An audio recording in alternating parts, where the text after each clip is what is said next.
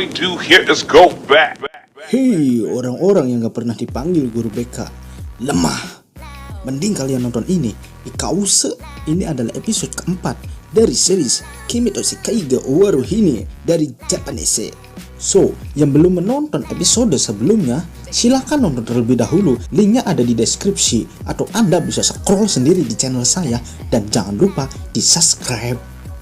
And then, tak usah lebar kali panjang, langsung saja cuangkidot.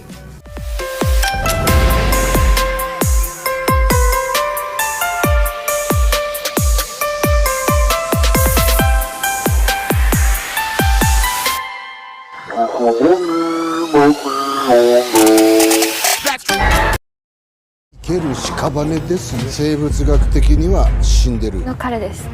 私を仲間に入れて。ずっと観察させてもらってたけど、全員で一緒に生き延びましょう。信じた方が負けなの。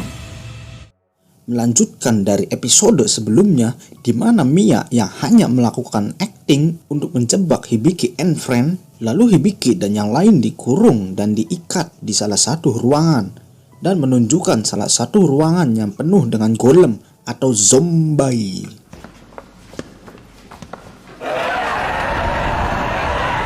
Golem より人間の方が怖いですからね。 Lalu, saat pemberontak mengalami masalah dengan generatornya, lalu Hibiki menawari dirinya untuk memperbaiki generator tersebut.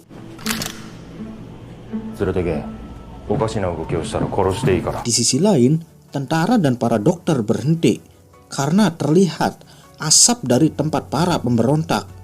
Dan di situ Kurumi diculik oleh kawanan pemberontak.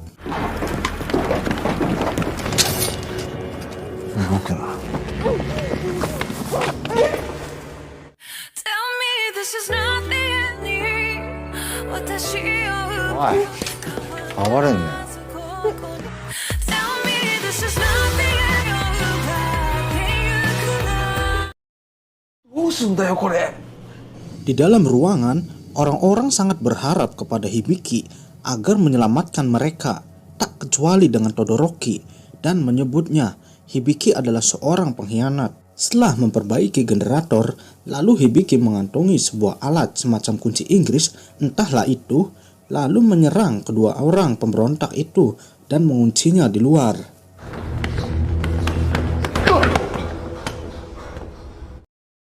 Sementara itu, Yonjian dan kepala dokter yang belum diketahui namanya ini, padahal di Google ada, tapi kurang greget kalau tidak tahu secara langsung di filmnya, menjelaskan soal penelitiannya kepada kepala tentara soal antibodi dan vaksin.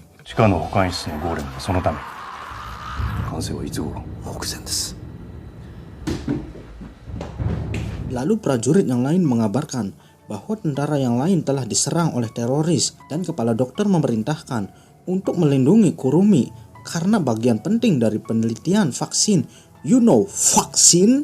Hah? Lalu setelah diculik, Kurumi disuruh mengobati seseorang yang ternyata ayah dari pemimpin pemberontak tersebut.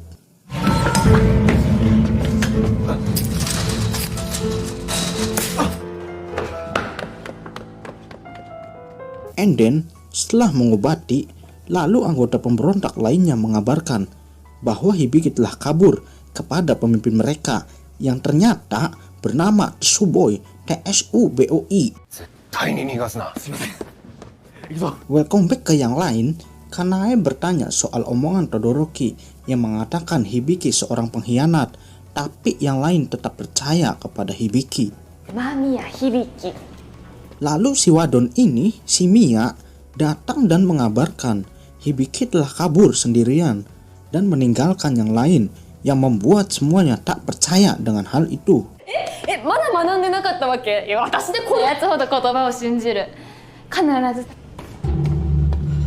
Lanjut, Hibiki yang lari lalu berpapasan dengan Tsuboi yang menodongkan pistol kepadanya dan terjadi perbincangan.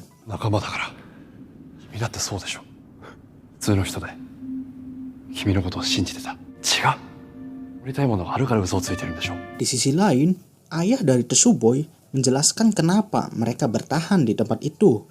Ternyata mereka ini adalah orang yang kabur dari garnisun karena merasa tidak beres dengan tempat tersebut. Demam dikit aja dicurigai terinfeksi, percis kayak di sini, mencer dikit COVID. Dan Tsuboi juga lah yang menemukan tempat ini yang sekarang ditinggali ayah dan orang-orang lainnya dan menangkap golem-golem di dalamnya. Lalu Hibiki memohon dan meyakinkan Tsuboi agar bisa bersama-sama ke Yokohama. 頼むよ頼むもう信じてくれよ横浜が安全だと思ってるわけ。 And then para tentara bantuan pun datang dan menggerebek tempat tersebut. テロリストたちの殲滅以上何状態はいえ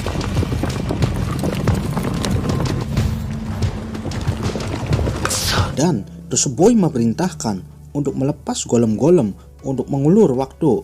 Lalu kesempatan itu juga diambil Hibiki untuk menyelamatkan teman-temannya.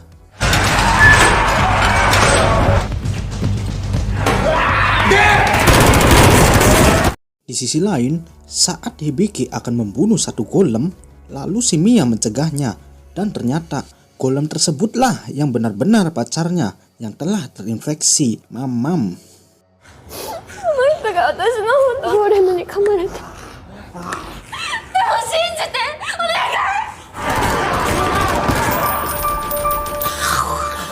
い。 Lalu Hibiki pergi meninggalkan Mia yang ingin bersama pacarnya. 君も一緒に いい。 分かった Saat golem-golem datang, Mia pun masuk ke dalam toilet bersama pacarnya yang telah diikat oleh Hibiki dan pasrah dirinya digigit oleh pacarnya tersebut. Cantik-cantik koperannya dikejar.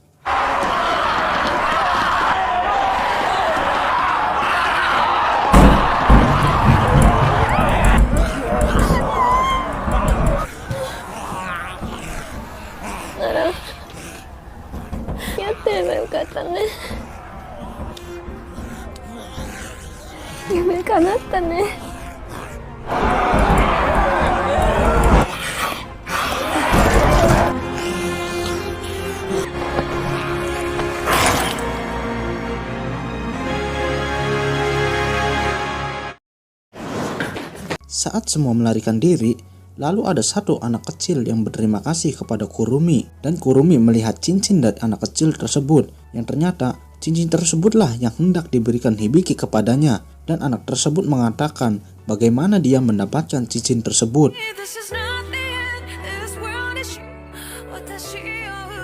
こしてるお兄さんが起こしたの。 Sontak Kurumi langsung lari mencari Hibiki.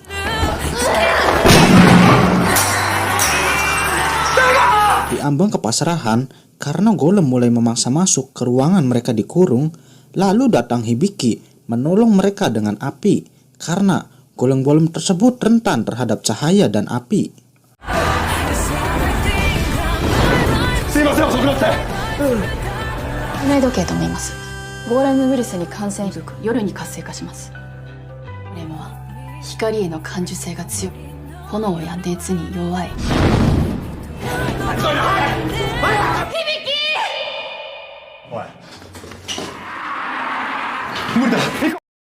Di luar, Todoroki yang masih dendam atas kematian Pak Hongo lalu memanah salah satu tentara yang sedang sekarat dan membuatnya mati, Mamam.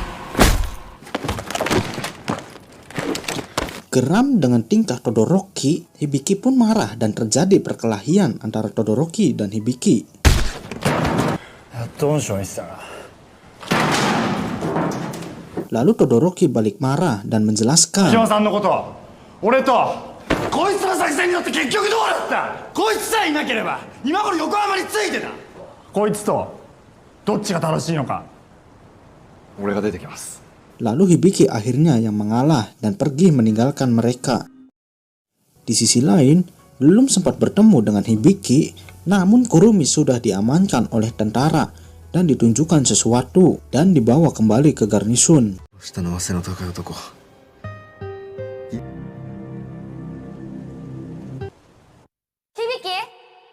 Hibiki yang putus asa dengan semua hal yang terjadi dan lelah mencari Kurumi, dia hampir saja pasrah untuk digigit oleh golem.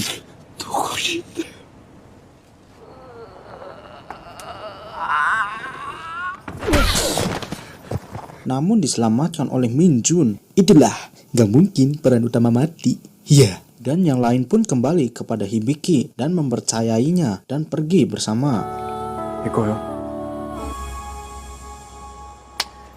Lalu Todoroki yang jalan sendirian melihat dan mengambil tulisan tangan Kurumi yang mengabarkan bahwa Kurumi ada di garnisun.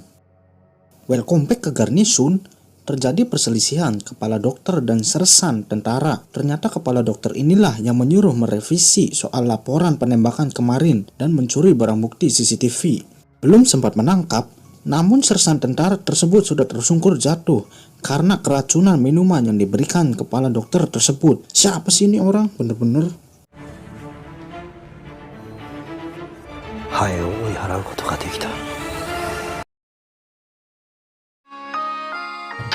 Scene akhir kita dilihatkan 16 tahun yang lalu, di mana saat Hibiki masih kecil dan mendapati ibunya meninggal di rumah sakit dan dirawat oleh dokter yang sama dengan kepala dokter tersebut. Dan ayahnya pun meninggalkan Hibiki yang masih ia cari sampai sekarang karena tak kunjung kembali.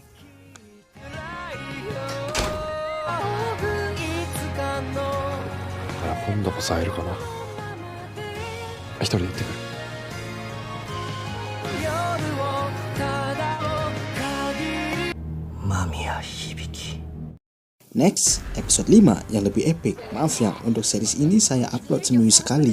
Maunya sih 2 kali, tapi di Jepangnya aja tayangnya seminggu sekali coy. Masa mau mendahuluinya? Kan gak mungkin.